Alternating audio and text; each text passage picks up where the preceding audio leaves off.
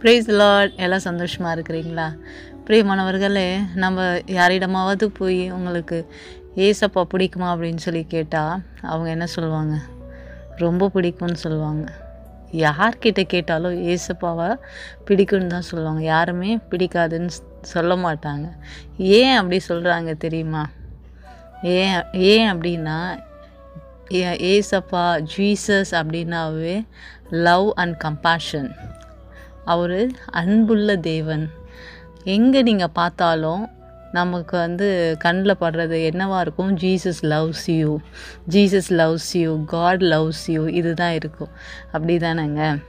நம்ம ஆண்டவர் நம்மளை எப்பொழுதுமே நேசிக்கிறவராக இருக்கார். ஏசுன்னு சொல்லும்போது ஒரு சமாதானம், ஏசுன்னு சொல்லும்போது ஒரு சந்தோஷம், ஏசுன்னு சொல்லும்போது ஒரு ஆறுதல் கிடைக்குது நமக்கு. அதனால் ரொம்ப துக்கமாக இருக்கிறீங்களா? ஏசப்பா அப்படின்னு சொல்லி பாருங்களேன், உங்கள் துக்கம் சந்தோஷமாக மாறுங்க.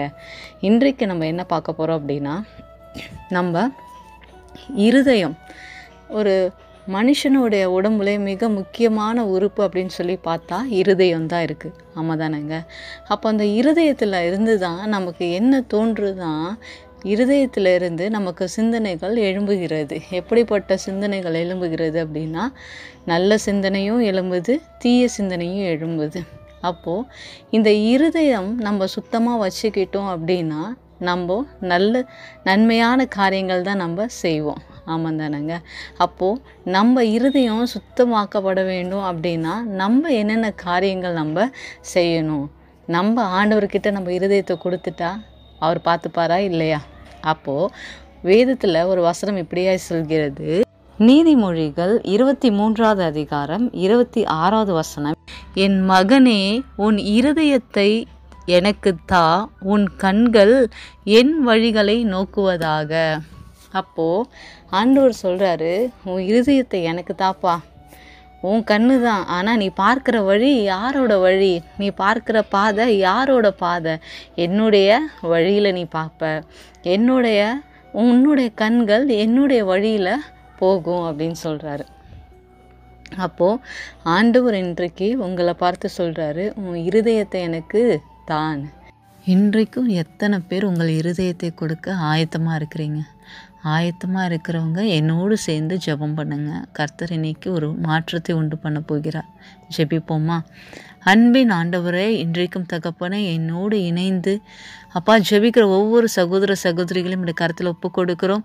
அப்பா, அவர்கள் தங்கள் இருதயத்தை அப்பா உம்மிடத்தில் கொடுக்க ஆயத்தமாக இருக்கிறாங்க. அப்பா ஆண்டவரே, அந்த இருதயத்தை பரிசுத்தப்படுத்துங்க ஆண்டவரே.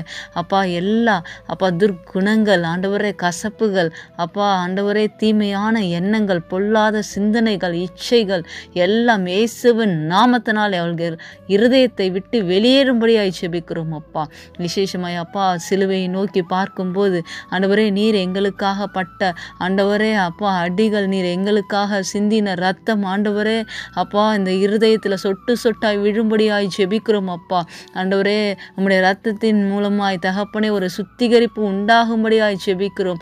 இயேசு கிறிஸ்துவின் ரத்தம் ஆண்டவரே அப்பா ஆண்டவரே பரிசுத்தப்படுத்தும்படியாய் ஜெபிக்கிறோம். ஆண்டவரே, இப்பொழுதே தகப்பனே இந்த இருதயத்தை சுத்திகரித்து அப்பா எங்கள் சிந்தனை, பார்வை ஆண்டவரே எல்லாம் நீர் தெளிவாக்குனதற்காய் உமக்கு நன்றி செலுத்துகிறோம்.